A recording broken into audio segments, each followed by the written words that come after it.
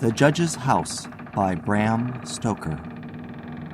When the time for his examination drew near, Malcolmson made up his mind to go somewhere to read by himself.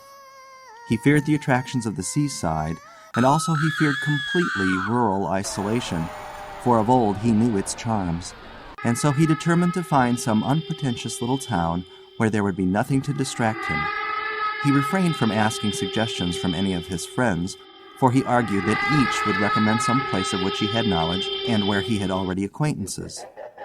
As Malcolmson wished to avoid friends, he had no wish to encumber himself with the attention of friends' friends, and so he determined to look out for a place for himself.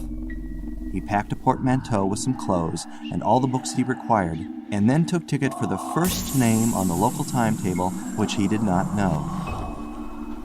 When, at the end of 3 hours' journey, he alighted at Ben Church, he felt satisfied that he had so far obliterated his tracks as to be sure of having a peaceful opportunity of pursuing his studies. He went straight to the one inn which the sleepy little place contained, and put up for the night. Ben Church was a market town, and once in 3 weeks was crowded to excess. But for the remainder of the 21 days, it was as attractive as a desert. Malcolmson looked around the day after his arrival to try to find quarters more isolated than even so quiet an inn as the Good Traveler afforded. There was only one place which took his fancy, and it certainly satisfied his wildest ideas regarding quiet. In fact, quiet was not the proper word to apply to it. Desolation was the only term conveying any suitable idea of its isolation. It was an old, rambling, heavy-built house of the Jacobean style, with heavy gables and windows, unusually small and set higher than was customary in such houses, and was surrounded with a high brick wall massively built. Indeed, on examination, it looked more like a fortified house than an ordinary dwelling. But all these things pleased Malcolmson. Here, he thought, is the very spot I have been looking for, and if I can get opportunity of using it, I shall be happy. His joy was increased when he realized beyond doubt that it was not at present inhabited. From the post office he got the name of the agent, who was rarely surprised at the application to rent a part of the old house. Mr. Carnford, the local lawyer and agent, was a genial old gentleman, and frankly confessed his delight at anyone being willing to live in the house. "To tell you the truth," he said, "I should be only too happy on behalf of the owners to let anyone have the house rent-free for a term of years, if only to accustom the people here to see it inhabited. It has been so long empty that some kind of absurd prejudice has grown up about it, and this can be best put down by its occupation. If only," he added with a sly glance at Malcolmson, "by a scholar like yourself, who wants its quiet for a time." Malcolmson thought it needless to ask the agent about the absurd prejudice. He knew he would get more information, if he should require it, on that subject from other quarters. He paid his 3 months' rent, got a receipt, and the name of an old woman who would probably undertake to do for him, and came away with the keys in his pocket. He then went to the landlady of the inn, who was a cheerful and most kindly person, and asked her advice as to such stores and provisions as he would be likely to require. She threw up her hands in amazement when he told her where he was going to settle himself. "Not in the judge's house," she said, and grew pale as she spoke. He explained the locality of the house, saying that he did not know its name. When he had finished, she answered, "Aye, sure enough, the very place. It is the judge's house, sure enough." He asked her to tell him about the place, why so called, and what there was against it. She told him that it was so called locally because it had been many years before, how long she could not say, as she herself was from another part of the country, but she thought it must have been 100 years or more, the abode of a judge who was held in great terror on account of his harsh sentences and his hostility to prisoners at assizes. As to what there was against the house itself, she could not tell. She had often asked, but no one could inform her. But there was a general feeling that there was something, and for her own part she would not take all the money in Drinkwater's bank and stay in the house an hour by herself. Then she apologized to Malcolmson for her disturbing talk. It is too bad of me, sir, and you, and a young gentleman, too, if you will pardon me saying it, going to live there all alone. If you were my boy, and you'll excuse me for saying it, you wouldn't sleep there a night, not if I had to go there myself and pull the big alarm bell that's on the roof." The good creature was so manifestly in earnest, and was so kindly in her intentions, that Malcolmson, although amused, was touched. He told her kindly how much he appreciated her interest in him, and added, "But my dear Mrs. Witham, indeed you need not be concerned about me. A man who is reading for the mathematical tripos has too much to think of to be disturbed by any of these mysterious somethings, and his work is of too exact and prosaic a kind to allow of his having any corner in his mind for mysteries of any kind. Harmonical progression, permutations and combinations, and elliptical functions have sufficient mysteries for me." Mrs. Witham kindly undertook to see after his commissions, and he went himself to look for the old woman who had been recommended to him. When he returned to the judge's house with her, after an interval of a couple of hours, he found Mrs. Witham herself waiting with several men and boys carrying parcels, and an upholsterer's man with a bed in a car, for, she said, though tables and chairs might be all very well, a bed that hadn't been aired for mayhap 50 years was not proper for young bones to lie on. She was evidently curious to see the inside of the house, and though manifestly so afraid of the somethings that at the slightest sound she clutched on to Malcolmson, whom she never left for a moment, went over the whole place. After his examination of the house, Malcolmson decided to take up his abode in the great dining room, which was big enough to serve for all his requirements, and Mrs. Witham, with the aid of the charwoman, Mrs. Dempster, proceeded to arrange matters.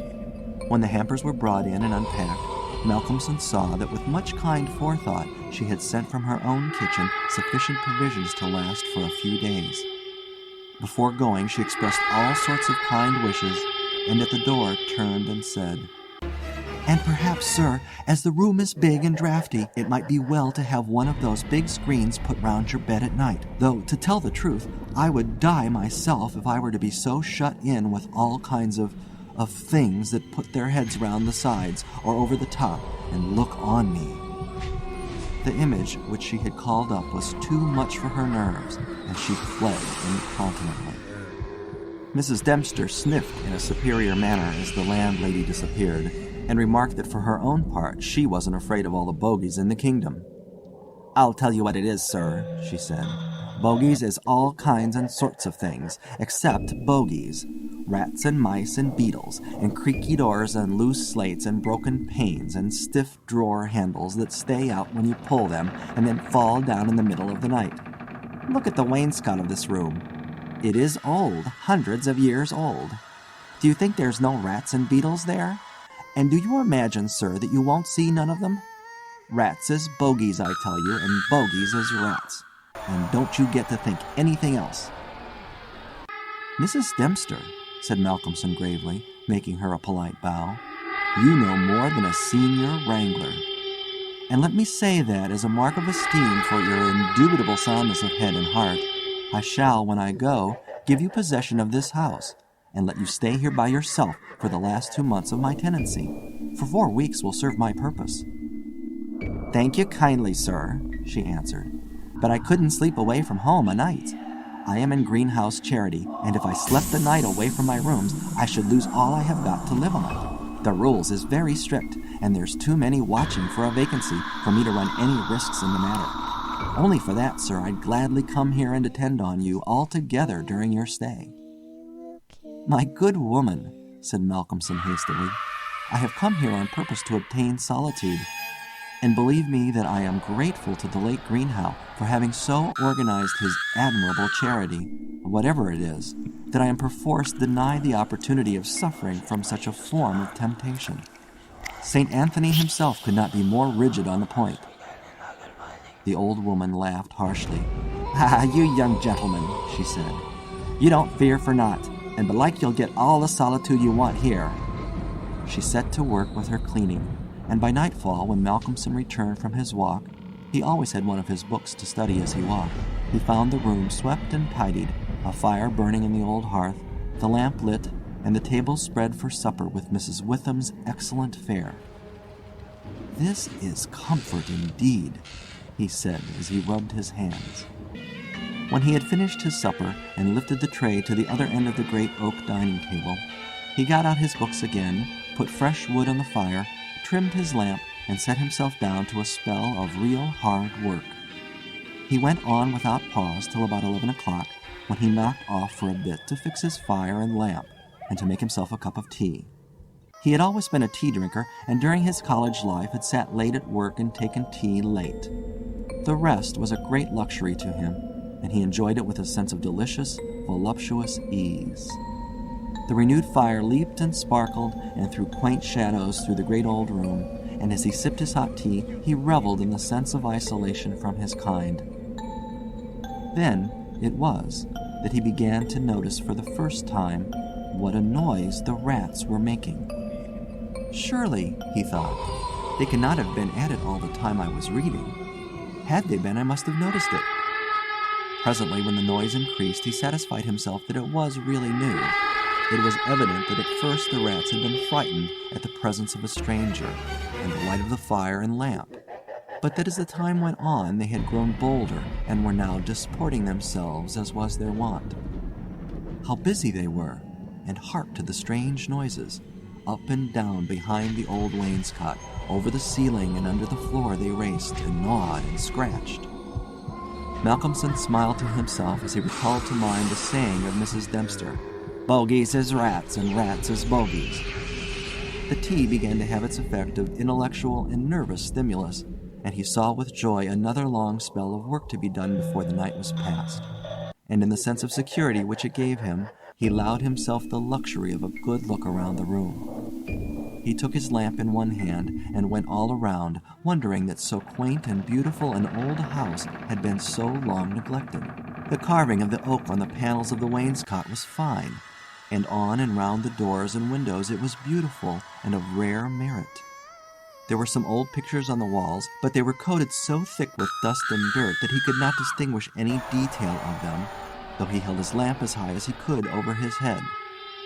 Here and there, as he went round, he saw some crack or hole blocked for a moment by the face of a rat, with its bright eyes glittering in the light. But in an instant it was gone, and a squeak and a scamper followed. The thing that most struck him, however, was the rope of the great alarm bell on the roof, which hung down in a corner of the room on the right-hand side of the fireplace. He pulled up close to the hearth a great high-backed carved oak chair, and sat down to his last cup of tea. When this was done, he made up the fire and went back to his work, sitting at the corner of the table, having the fire to his left. For a little while the rats disturbed him somewhat with their perpetual scampering, but he got accustomed to the noise as one does to the ticking of a clock or to the roar of moving water, and he became so immersed in his work that everything in the world, except the problem which he was trying to solve, passed away from him. He suddenly looked up. His problem was still unsolved, and there was in the air that sense of the hour before the dawn which is so dread to doubtful life. The noise of the rats had ceased. Indeed, it seemed to him that it must have ceased but lately, and that it was the sudden cessation which had disturbed him. The fire had fallen low, but still it threw out a deep red glow. As he looked, he started, in spite of his sang-froid. There, on the great high-backed carved oak chair by the right side of the fireplace, sat an enormous rat, steadily glaring at him with baleful eyes. He made a motion to it as though to hunt it away, but it did not stir. Then he made the motion of throwing something. Still it did not stir, but showed its great white teeth angrily, and its cruel eyes shone in the lamplight with an added vindictiveness. Malcolmson felt amazed, and seizing the poker from the hearth, ran at it to kill it. Before, however, he could strike it, the rat, with a squeak that sounded like the concentration of hate, jumped upon the floor, and running up the rope of the alarm bell, disappeared in the darkness beyond the range of the green-shaded lamp. Instantly, strange to say, the noisy scampering of the rats in the wainscot began again. By this time, Malcolmson's mind was quite off the problem, and as a shrill cock-crow outside told him of the approach of morning, he went to bed and to sleep. He slept so sound that he was not even waked by Mrs. Dempster coming in to make up his room. It was only when she had tidied up the place and got his breakfast ready and tapped on the screen which closed in his bed that he woke. He was a little tired still after his night's hard work, but a strong cup of tea soon freshened him up, and taking his book, he went out for his morning walk, bringing with him a few sandwiches lest he should not care to return till dinner time. He found a quiet walk between high elms some way outside the town, and here he spent the greater part of the day studying his Laplace. On his return he looked in to see Mrs. Witham and to thank her for her kindness. When she saw him coming through the diamond-paned bay window of her sanctum, she came out to meet him and asked him in. She looked at him searchingly and shook her head as she said, "You must not overdo it, sir. You are paler this morning than you should be. 2 late hours and 2 hard work on the brain isn't good for any man. But tell me, sir, how did you pass the night? Well, I hope? But my heart, sir, I was glad when Mrs. Dempster told me this morning that you were all right and sleeping sound when she went in." "Oh, I was all right," he answered, smiling. "The somethings didn't worry me as yet. Only the rats. And they had a circus, I tell you, all over the place. There was one wicked-looking old devil that sat up on my own chair by the fire and wouldn't go till I took the poker to him. And then he ran up the rope of the alarm bell and got to somewhere up the wall or the ceiling. I couldn't see where, it was so dark." "Mercy on us," said Mrs. Witham. "An old devil, and sitting on a chair by the fireside. Take care, sir, take care. There's many a true word spoken in jest." "How do you mean? Upon my word, I don't understand." "An old devil. The old devil, perhaps. There, sir, you needn't laugh," for Malcolmson had broken into a hearty peal. "You young folks thinks it's easy to laugh at things that make older ones shudder. Never mind, sir, never mind. Please God, you'll laugh all the time. It's what I wish for you myself." And the good lady beamed all over in sympathy with his enjoyment, her fears gone for a moment. "Oh, forgive me," said Malcolmson presently. "Don't think me rude, but the idea was too much for me, that the old devil himself was on the chair last night," and at the thought he laughed again. Then he went home to dinner. This evening the scampering of the rats began earlier. Indeed, it had been going on before his arrival, and only ceased while his presence by its freshness disturbed them. After dinner he sat by the fire for a while and had a smoke, and then, having cleared his table, began to work as before. Tonight the rats disturbed him more than they had done on the previous night. How they scampered up and down and over and under! How they squeaked and scratched and gnawed! How they, getting bolder by degrees, came to the mouths of their holes and to the chinks and cracks and crannies in the wainscoting till their eyes shone like tiny lamps as the firelight rose and fell. But to him, now doubtless accustomed to them, their eyes were not wicked, only their playfulness touched him. Sometimes the boldest of them made sallies out on the floor or along the moldings of the wainscot. Now and again, as they disturbed him, Malcolmson made a sound to frighten them, smiting the table with his hand or giving a fierce "shh, shh," so that they fled straightway to their holes. And so the early part of the night wore on, and despite the noise, Malcolmson got more and more immersed in his work. All at once he stopped, as on the previous night, being overcome by a sudden sense of silence. There was not the faintest sound of gnaw or scratch or squeak. The silence was as of the grave. He remembered the odd occurrence of the previous night, and instinctively he looked at the chair standing close by the fireside, and then a very odd sensation thrilled through him. There, on the great old high-backed carved oak chair beside the fireplace, sat the same enormous rat, steadily glaring at him with baleful eyes. Instinctively he took the nearest thing to his hand, a book of logarithms, and flung it at it. The book was badly aimed, and the rat did not stir. So again the poker performance of the previous night was repeated, and again the rat, being closely pursued, fled up the rope of the alarm bell. Strangely, too, the departure of this rat was instantly followed by the renewal of the noise made by the general rat community. On this occasion, as on the previous one, Malcolmson could not see at what part of the room the rat disappeared, for the green shade of his lamp left the upper part of the room in darkness, and the fire had burned low. On looking at his watch, he found it was close on midnight, and, not sorry for the divertissement, he made up his fire and made himself his nightly pot of tea. He had got through a good spell of work and thought himself entitled to a cigarette, and so he sat on the great oak chair before the fire and enjoyed it. Whilst smoking, he began to think that he would like to know where the rat disappeared to, for he had certain ideas for the morrow not entirely disconnected with a rat trap. Accordingly, he lit another lamp and placed it so that it would shine well into the right-hand corner of the wall by the fireplace. Then he got all the books he had with him and placed them handy to throw at the vermin. Finally, he lifted the rope of the alarm bell and placed the end of it on the table, fixing the extreme end under the lamp. As he handled it, he could not help noticing how pliable it was, especially for so strong a rope, and one not in use. You could hang a man with it, he thought to himself. When his preparations were made, he looked around and said complacently, "There now, my friend, I think we shall learn something of you this time."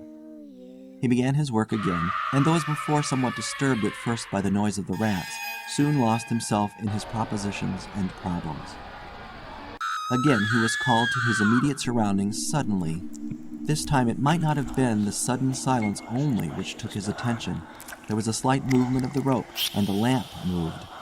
Without stirring, he looked to see if his pile of books was within range, and then cast his eye along the rope. As he looked, he saw the great rat drop from the rope on the oak armchair and sit there glaring at him. He raised the book in his right hand, and taking careful aim, flung it at the rat. The latter, with a quick movement, sprang aside and dodged the missile. He then took another book and a third and flung them one after another at the rat, but each time unsuccessfully. At last, as he stood with a book poised in his hand to throw, the rat squeaked and seemed afraid.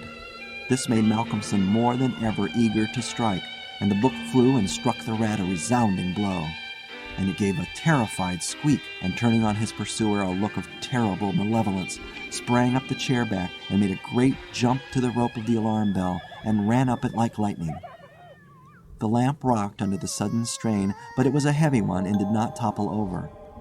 Malcolmson kept his eyes on the rat and saw it by the light of the second lamp leap to a molding of the wainscot and disappear through a hole in one of the great pictures which hung on the wall, obscured and invisible through its coating of dirt and dust. "I shall look up my friend's habitation in the morning," said the student, as he went over to collect his books. "The third picture from the fireplace I shall not forget." He picked up the books one by one, commenting on them as he lifted them. Conic sections he does not mind, nor cycloidal oscillations, nor the Principia, nor quaternions, nor thermodynamics. Now for the book that fetched him. Malcolmson took it up and looked at it. As he did so, he started, and a sudden pallor overspread his face. He looked round uneasily and shivered slightly as he murmured to himself, "The Bible my mother gave me. What an odd coincidence." He sat down to work again, and the rats in the wainscot renewed their gambols. They did not disturb him, however. Somehow their presence gave him a sense of companionship, but he could not attend to his work, and after striving to master the subject on which he was engaged, gave it up in despair and went to bed as the first streak of dawn stole in through the eastern window. He slept heavily but uneasily, and dreamed much. And when Mrs. Dempster woke him late in the morning, he seemed ill at ease, and for a few minutes did not seem to realize exactly where he was. His first request rather surprised the servant. "Mrs. Dempster, when I am out today, I wish you would get the steps and dust or wash those pictures, especially that one third from the fireplace. I want to see what they are." Late in the afternoon, Malcolmson worked at his books in the shaded walk, and the cheerfulness of the previous day came back to him as the day wore on, and he found that his reading was progressing well. He had worked out to a satisfactory conclusion all the problems which had yet baffled him, and it was in a state of jubilation that he paid a visit to Mrs. Witham at the Good Traveler. He found a stranger in the cozy sitting room with the landlady, who was introduced to him as Dr. Thornhill. She was not quite at ease, and this, combined with the doctor's plunging at once into a series of questions, made Malcolmson come to the conclusion that his presence was not an accident. So without preliminary, he said, "Dr. Thornhill, I shall with pleasure answer you any question you may choose to ask me, if you will answer me one question first." The doctor seemed surprised, but he smiled and answered at once. "Done. What is it?" "Did Mrs. Witham ask you to come here and see me and advise me?" Dr. Thornhill for a moment was taken aback, and Mrs. Witham got fiery red and turned away. But the doctor was a frank and ready man, and he answered at once and openly. "She did, but she didn't intend you to know it. I suppose it was my clumsy haste that made you suspect. She told me that she did not like the idea of your being in that house all by yourself, and that she thought you took too much strong tea. In fact, she wants me to advise you, if possible, to give up the tea and the very late hours. I was a keen student in my time, so I suppose I may take the liberty of a college man and, without offense, advise you not quite as a stranger." Malcolmson, with a bright smile, held out his hand. "Shake, as they say in America," he said. "I must thank you for your kindness, and Mrs. Witham too, and your kindness deserves a return on my part. I promise to take no more strong tea, no tea at all till you let me, and I shall go to bed tonight at 1 o'clock at the latest. Will that do?" "Capital," said the doctor. "Now tell us all that you noticed in the old house." And so Malcolmson then and there told in minute detail all that had happened in the last 2 nights. He was interrupted every now and then by some exclamation from Mrs. Witham, till finally, when he told of the episode of the Bible, the landlady's pent-up emotions found vent in a shriek, and it was not till a stiff glass of brandy and water had been administered that she grew composed again. Dr. Thornhill listened with a face of growing gravity, and when the narrative was complete and Mrs. Witham had been restored, he asked, "The rat always went up the rope of the alarm bell?" "Always." "I suppose you know," said the doctor after a pause, "what the rope is?" "No."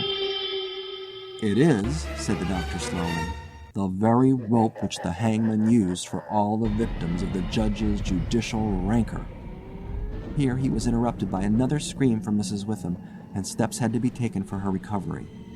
Malcolmson, having looked at his watch and found that it was close to his dinner hour, had gone home before her complete recovery. When Mrs. Witham was herself again, she almost assailed the doctor with angry questions as to what he meant by putting such horrible ideas into the poor young man's mind. "He has quite enough there already to upset him," she added. Dr. Thornhill replied, "My dear madam, I had a distinct purpose in it. I wanted to draw his attention to the bell rope and to fix it there. It may be that he is in a highly overwrought state and has been studying too much, although I am bound to say that he seems as sound and healthy a young man, mentally and bodily, as ever I saw. But then the rats, and that suggestion of the devil." The doctor shook his head and went on. "I would have offered to go and stay the first night with him, but that I felt sure it would have been a cause of offense. He may get in the night some strange fright or hallucination, and if he does, I want him to pull that rope. All alone as he is, it will give us warning, and we may reach him in time to be of service. I shall be sitting up pretty late tonight, and shall keep my ears open. Do not be alarmed if Ben Church gets a surprise before morning." "Oh, doctor, what do you mean? What do you mean?" "I mean this, that possibly, nay, more probably, we shall hear the great alarm bell from the judge's house tonight." And the doctor made about as effective an exit as could be thought of. When Malcolmson arrived home, he found that it was a little after his usual time, and Mrs. Dempster had gone away. The rules of greenhouse charity were not to be neglected. He was glad to see that the place was bright and tidy, with a cheerful fire and a well-trimmed lamp. The evening was colder than might have been expected in April, and a heavy wind was blowing with such rapidly increasing strength that there was every promise of a storm during the night. For a few minutes after his entrance, the noise of the rats ceased, but so soon as they became accustomed to his presence, they began again.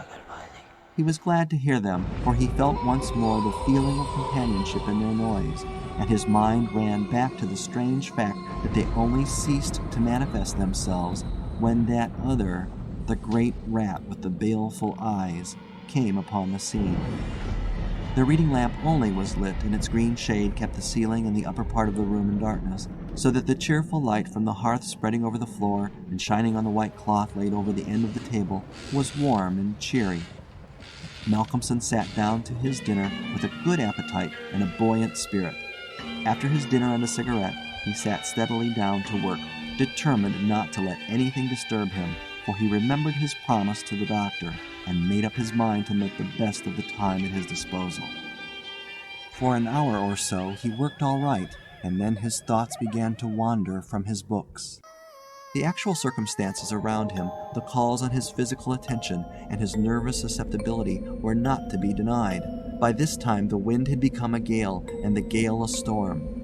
The old house, solid though it was, seemed to shake to its foundations, and the storm roared and raged through its many chimneys and its queer old gables, producing strange, unearthly sounds in the empty rooms and corridors.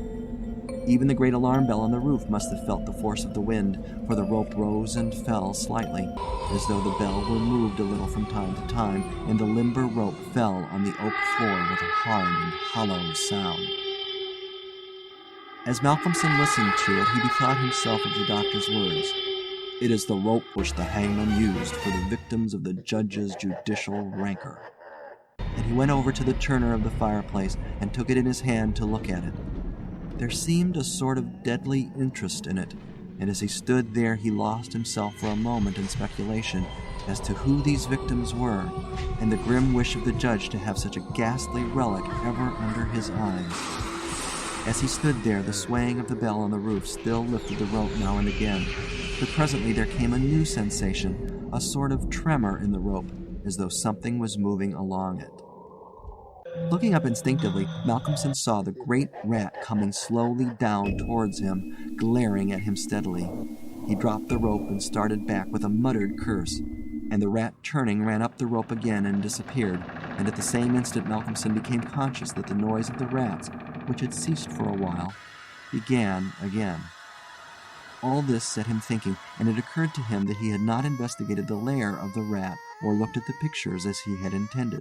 He lit the other lamp without the shade, and, holding it up, went and stood opposite the third picture from the fireplace on the right-hand side, where he had seen the rat disappear on the previous night. At the first glance he started back so suddenly that he almost dropped the lamp, and a deadly pallor overspread his face.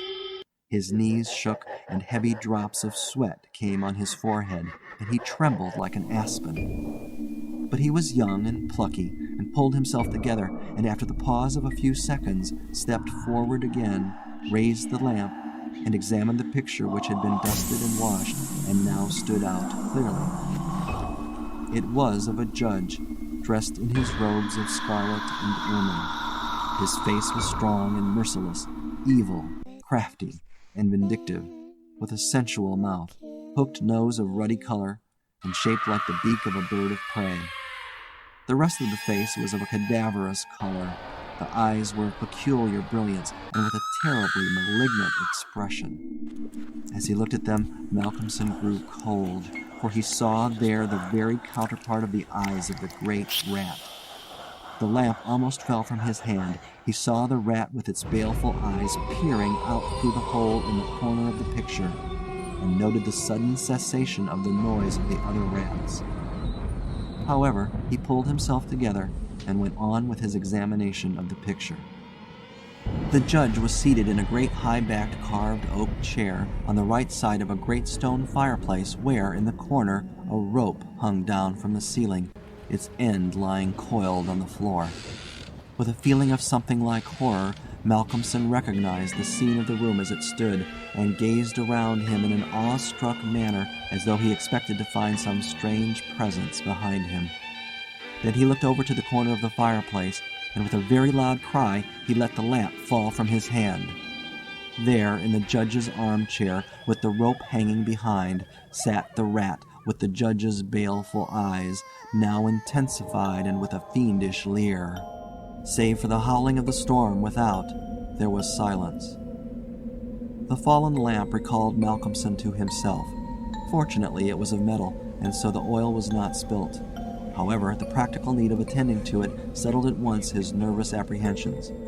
When he had turned it out, he wiped his brow and thought for a moment. "This will not do," he said to himself.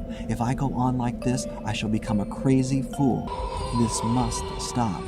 I promised the doctor I would not take tea. Faith, he was pretty right. My nerves must have been getting into a queer state. Funny I did not notice it. I never felt better in my life. However, it is all right now, and I shall not be such a fool again."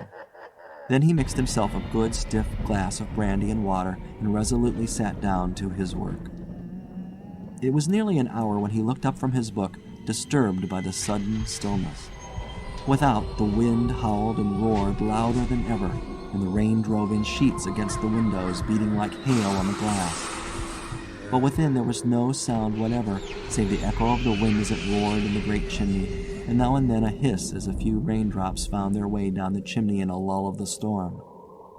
The fire had fallen low and had ceased to flame, though it threw out a red glow.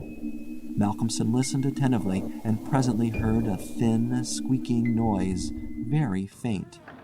It came from the corner of the room where the rope hung down, and he thought it was the creaking of the rope on the floor as the swaying of the bell raised and lowered it. Looking up, however, he saw in the dim light the great rat clinging to the rope and gnawing it. The rope was already nearly gnawed through. He could see the lighter color where the strands were laid bare. As he looked, the job was completed, and the severed end of the rope fell clattering on the oaken floor, whilst for an instant the great rat remained like a knob or tassel at the end of the rope, which now began to sway to and fro. Malcolmson felt for a moment another pang of terror as he thought that now the possibility of calling the outer world to his assistance was cut off. But an intense anger took its place, and seizing the book he was reading, he hurled it at the rat. The blow was well aimed, but before the missile could reach him, the rat dropped off and struck the floor with a soft thud. Malcolmson instantly rushed over towards him, but it darted away and disappeared in the darkness of the shadows of the room. Malcolmson felt that his work was over for the night, and determined then and there to vary the monotony of the proceedings by a hunt for the rat, and took off the green shade of the lamp so as to ensure a wider spreading light. As he did so, the gloom of the upper part of the room was relieved, and in the new flood of light, great by comparison with the previous darkness, the pictures on the wall stood out boldly.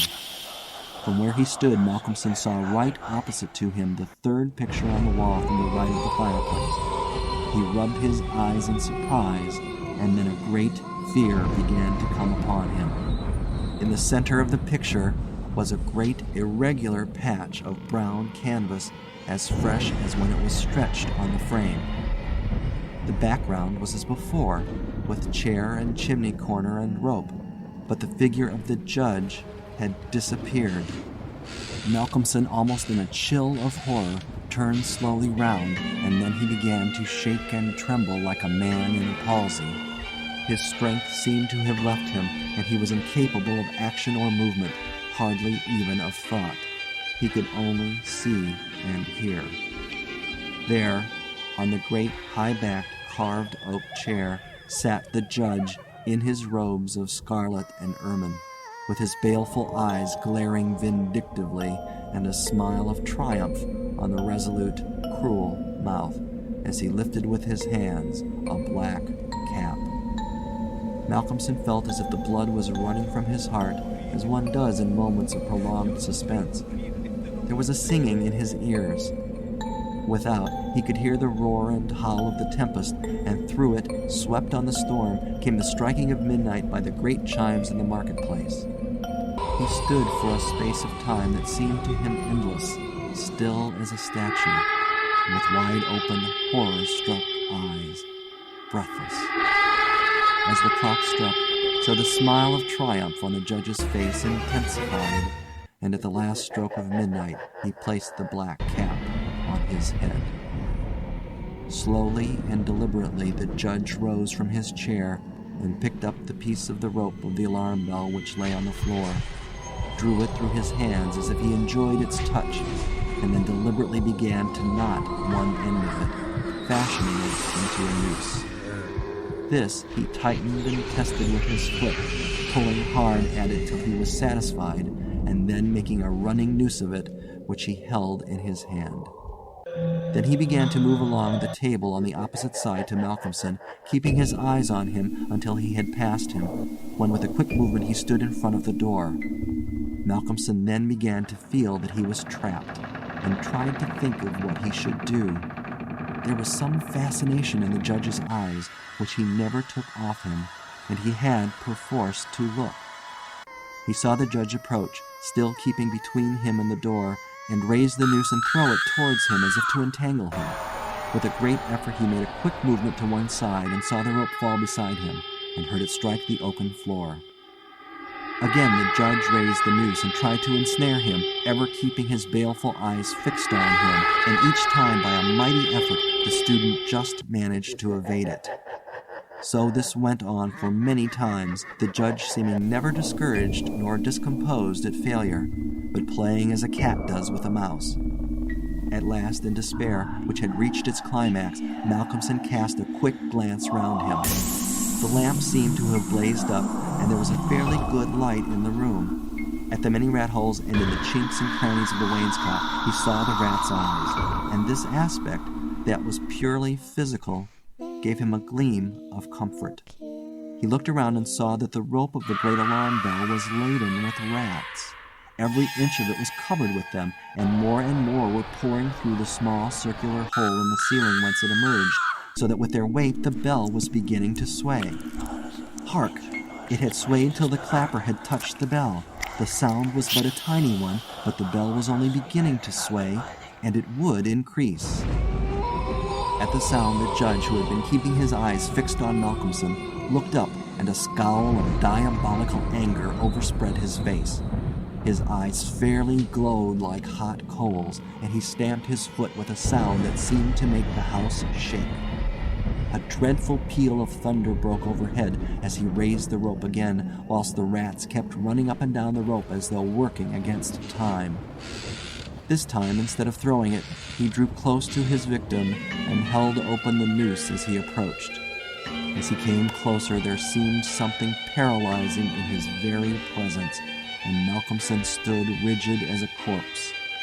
He felt the judge's icy fingers touch his throat as he adjusted the rope. The noose tightened. Then the judge, taking the rigid form of the student in his arms, carried him over and placed him standing in the oak chair, and stepped up beside him, put his hand up and caught the end of the swaying rope of the alarm bell. As he raised his hand, the rats fled squeaking and disappeared through the hole in the ceiling. Taking the end of the noose which was round Malcolmson's neck, he tied it to the hanging bell rope, and then descending, pulled away the chair. When the alarm bell of the judge's house began to sound, a crowd soon assembled. Lights and torches of various kinds appeared, and soon a silent crowd was hurrying to the spot. They knocked loudly at the door, but there was no reply. Then they burst in the door and poured into the great dining room, the doctor at the head. There, at the end of the rope of the great alarm bell, hung the body of the student, and on the face of the judge in the picture was a malignant smile. End of The Judge's House by Bram Stoker.